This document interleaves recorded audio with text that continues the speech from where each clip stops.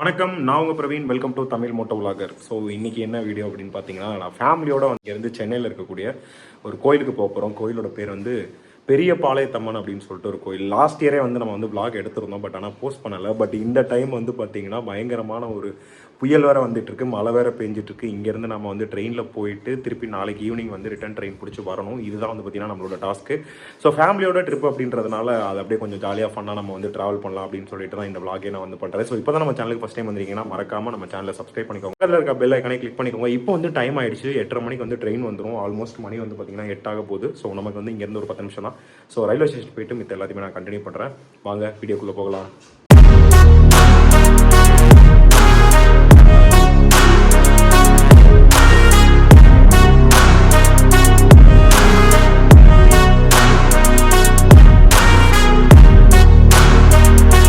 Railway station வந்தாச்சுங்க. நம்மளோட train வந்து வந்துட்டுருக்கு. ஸோ பாருங்க, மணி இப்போ தான் இதாகுது. இவ்வளோ மழை பெஞ்சிட்ருக்குங்க, பயங்கரமாக மழை பெஞ்சிட்ருக்கு. பட் நிறைய பேர் வந்து ட்ரெயினுக்காக வெயிட் பண்ணுறாங்க. சென்னையில் புயலே அடித்தாலும் போகணும்னு நினைக்கிற எல்லாருமே ட்ரெயினை பிடிச்சி போயிடுவாங்க போல இருக்குது. ஓகே, நம்ம ட்ரெயின் வரட்டும், நம்ம ட்ரெயினுக்காக வெயிட் பண்ணுவோம். ஸோ எங்களோட ஃபேமிலி எல்லாமே இங்கே கேதர் ஆகிருக்காங்க. கிட்டத்தட்ட 10 பேர்த்துக்கு மேலே இருக்கும். எல்லோரும் சேர்ந்து தான் நாளைக்கு கோயிலுக்கு போக போகிறோம். ஸோ ட்ரெயின் வந்தோடனே ட்ரெயினில் ஏறிட்டு மிச்சம் எல்லாத்தையுமே கண்டினியூ பண்ணிக்கலாம்.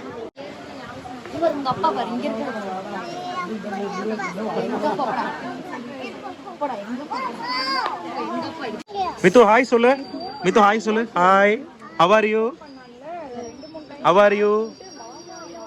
Good morning.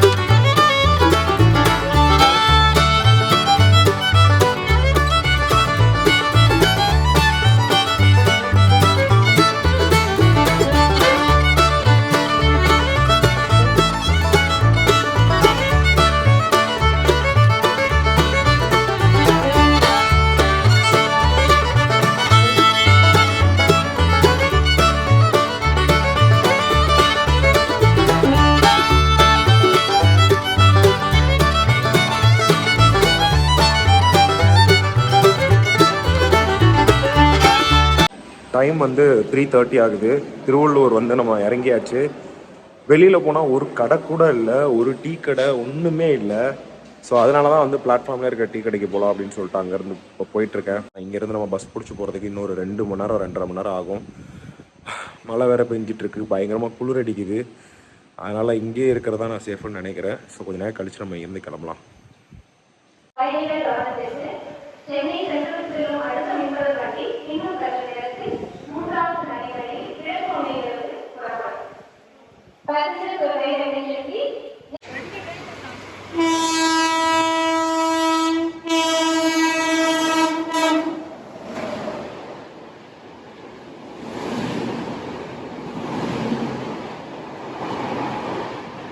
ஐயோ, என்னது இது? பயங்கரமாக மழை பெய்யுது. சவுண்டு கேட்குதா உங்களுக்கு? எனக்கு பின்னாடி பாருங்கள் எப்படி மழை பெஞ்சிட்ருக்குன்னு சொல்லிட்டு. இன்னொரு 1 மணி நேரம் நாம் வந்து இங்கே தான் டைம் ஸ்பெண்ட் பண்ணுற மாதிரி இருக்கும். ஸோ மழை நின்றுச்சு அப்படின்னா பீஸ்ஃபுல்லாக போயிடலான்னு பார்த்தேன். எல்லாத்தையும் கூட்டிகிட்டு பார்த்தா மழை பயங்கரமாக பெஞ்சிட்ருக்கு. பார்ப்போம் என்ன ஆகுது அப்படின்னு சொல்லிட்டு.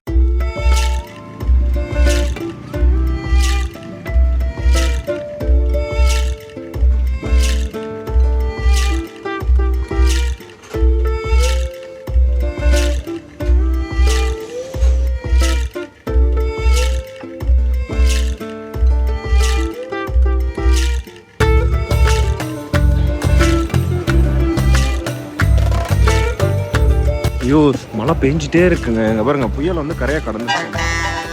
பட் ஆனால் வானாலும் ரொம்ப ஃபாஸ்ட்டாக சுற்றிட்டு இருக்கு. மழை வேறு பயங்கரமாக பெஞ்சிட்டே இருக்கு. ஓகே, இந்த பஸ்ஸில் தான் நம்ம போக போகிறோம். எல்லோரும் ஏறிட்டாங்க, ஆனால் மழையும் பெஞ்சிட்டே இருக்கு. ஓகே, பயணத்தை தொடருவோம். அவ்வளோதாங்க, நம்ம கும்பலை பார்த்து ஒரு பஸ்ஸை வந்து நம்ம கவர்மெண்ட்டே அலாட் பண்ணிட்டாங்க. நான் ரொம்ப நேரமாக நின்றுட்டே இருந்தோமா. ஸோ ஃபஸ்ட்டு பஸ் இப்போ தான் கிளம்புது.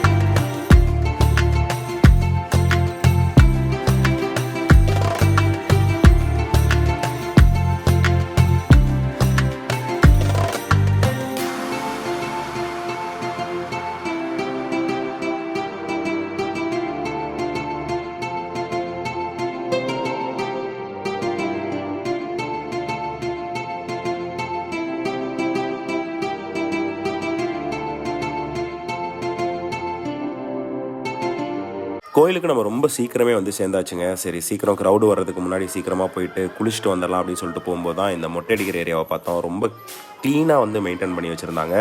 ஸோ அதுக்கப்புறம் குளிக்கிற இடத்த பற்றி சொல்லணும் அப்படின்னா, இந்த ஏரியா வந்து ரொம்பவே ஓப்பனில் தான் இருக்கும். ஸோ அதே மாதிரி வந்து பாத்ரூம் ஃபெசிலிட்டி இருக்கும். ஓரளவுக்கு நீட்டாக வந்து மெயின்டைன் பண்ணிகிட்டு இருந்தாங்க. ஸோ அங்கே குளித்து முடிச்சுட்டு ரெஃப்ரெஷ் ஆகிட்டு நேராக சாமி கும்பிட்றதுக்காக நாங்கள் வந்து போயிட்டோங்க.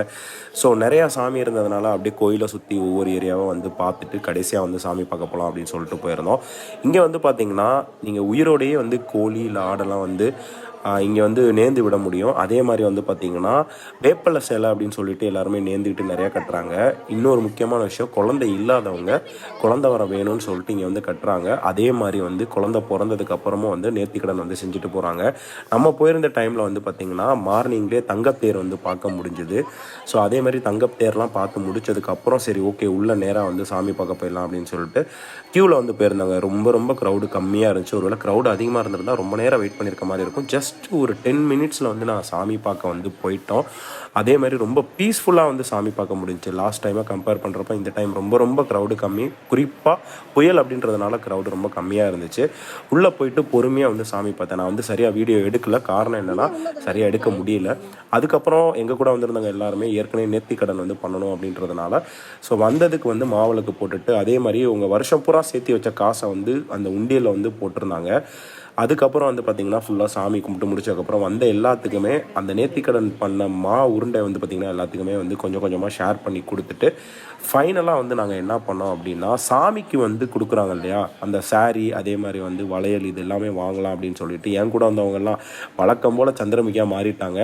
அதுக்கப்புறம் கோயிலை சுற்றி பார்க்கலாம் அப்படின்னு சொல்லிட்டு நானும் என்னோடய ஒய்ஃபும் வந்து பொறுமையாக கோயிலை சுற்றி பார்க்க ஆரம்பிச்சிட்டோம். எங்கேயாச்சும் சாமி வந்து மிஸ் பண்ணிட்டோமா அப்படின்னு சொல்லிட்டு பார்க்குறதுக்காக.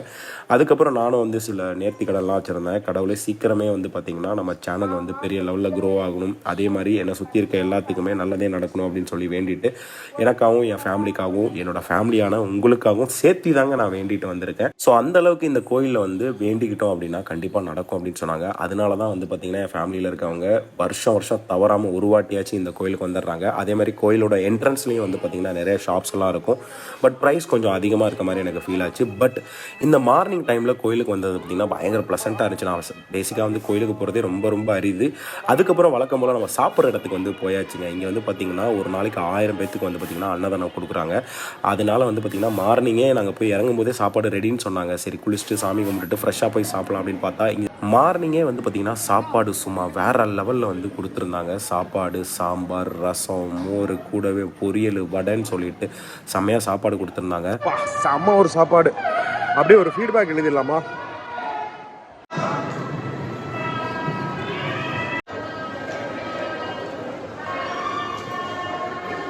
ஸோ நாங்களும் வந்த எல்லாத்துக்குமே வந்து பார்த்திங்கன்னா பேங்கிள்ஸ் வந்து கொண்டாந்துருந்தோம். எல்லாத்துக்கும் வந்து கொடுக்கலாம் அப்படின்னு சொல்லிட்டு வளையல் வந்து அந்த வளையலை தான் வந்து எல்லோரும் போட்டு காமிச்சிட்டு இருந்தாங்க. ஸோ அதனால தான் நான் வீடியோவில் இதை கவர் பண்ணிக்கிட்டேன். ஸோ சாமிக்கு வேண்டிக்கிட்டாங்க அப்படின்றதுனால அவங்களுக்கு ஒரு ஹாப்பினஸ், அதே மாதிரி அதை கொடுக்கறது மூலமாக மற்றவங்களுக்கும் நல்லது நடக்கும் நம்புறது உண்மையாலுமே வந்து ஒரு கிரேட்டான ஒரு விஷயந்தான்.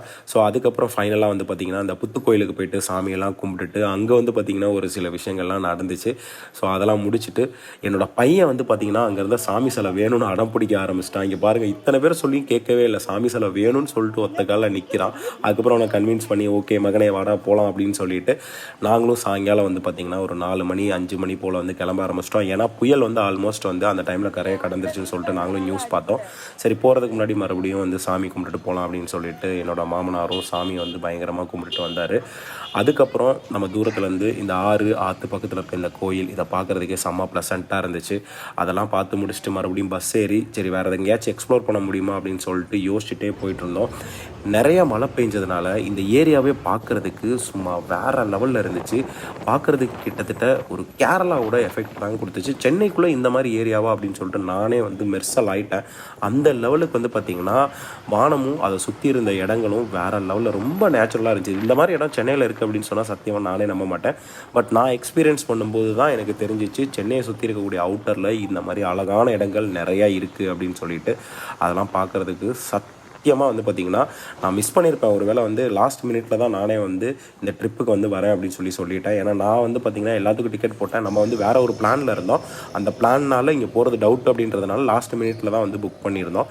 அதுக்கப்புறம் ஒரு வழியாக பஸ்ஸை விட்டு இறங்கி மறுபடியும் ஆட்டோ பிடிச்சி, ஏன்னா இங்கே ஒரு பிரச்சனை இருக்குங்க. ஏன்னா வந்து ஒரு குறிப்பிட்ட டைமுக்கு அப்புறம் ரயில்வே ஸ்டேஷனுக்கு பஸ் இருக்காது. நம்ம வந்து ஷேர்டு ஆட்டோ தான் எடுக்கிற மாதிரி இருக்கும். ஒரு ஆளுக்கு 20 rupees பே பண்ணி. யாருமே எங்கள் கூட வரல, நாங்கள் மட்டும் தான் வந்தோம். காலை ஒரு ஸ்டெப்பை தூக்கி வச்சு இந்த பின்னாடி காலை எடுத்துக்கோ, ஓகேவா? 1 2 3 காலை வை, அவ்வளோதான். அதுக்கப்புறம் லோக்கல் எக்ஸ்பீரியன்ஸ் கிடைக்கணும் அப்படின்றதுக்காக என்னோட ஃப்ரெண்டு ஒருத்தர் ரொம்ப நாளாக இன்வைட் பண்ணார். அவர் வீட்டுக்கு போகலான்னு சொல்லிட்டு அப்படியே வந்து மெட்ரோவில் வந்து ஏறிட்டோம். செம்ம அட்டகாசமாக இருந்துச்சு. அதே மாதிரி லோக்கல் ட்ரெயினில் வந்து எக்ஸ்பீரியன்ஸ்க்காக வந்து ஏறிட்டோம். என் பையன் வந்து செம்ம ஜாலியாக என்ஜாய் பண்ணிட்டு வந்துட்டு இருந்தான். ஏன்னா அவனுக்கு இது எல்லாமே புதுசு இல்லையா. ஒரு ஃபேமிலியாக ட்ரிப்பாக போகும்போது இந்த மாதிரியான விஷயங்கள்லாம் வந்து குழந்தைங்களுக்கு வந்து ஒரு டிஃப்ரெண்ட் எக்ஸ்பீரியன்ஸ் கொடுக்கும், லைக் எக்ஸ்ப்ளோரிங் மாதிரி. ஸோ கைஸ், அவ்வளோதான், சக்ஸஸ்ஃபுல்லாக வந்து கோயிலுக்கு போயிட்டு வந்தாச்சு. அதே மாதிரி புயலும் வந்து கரையை கடந்துருச்சு. நாங்களும் வந்து ஃப்ரெண்ட்ஸோட வீட்டுக்கெலாம் போயிட்டு ரிட்டன் போகிற ட்ரெயினே வந்து பிடிச்சாச்சு. ஸோ இந்த வீடியோ வந்து கண்டிப்பாக உங்களுக்கு பிடிச்சிருக்கும்னு நான் நினைக்கிறேன். ஏன்னா ஒரு ஃபேமிலியோட வந்து ரொம்ப நாள் கழித்து வந்து இந்த மாதிரி வர்றது வெளியில் வருஷத்துக்கு ஒரு டைம் இந்த மாதிரி வரும். ஸோ இந்த வருஷம் வந்திருக்கோம். அதுவும் கரெக்டாக டிக்கெட் புக் பண்ணி 2 மாதம் கழிச்சு புயல் வேறு வந்துருச்சு. ஸோ ஐ ஹோப் இந்த வீடியோ வந்து கண்டிப்பாக உங்களுக்கு பிடிச்சிருக்கும். ஏன்னா ஃபேமிலியோட டைம் ஸ்பெண்ட் பண்ணுறதே வந்து ஒரு ஹாப்பியான ஒரு விஷயம். மறக்காம நம்ம சேனல் சப்ஸ்கிரைப் பண்ணிக்கோங்க, பக்கத்தில் பெல் ஐக்கனை கிளிக் பண்ணிக்கோங்க. நம்மளோட ஜார்னி அடுத்த லெவலில் ஸ்டார்ட் ஆக போகுது. Stay watch. Bye bye.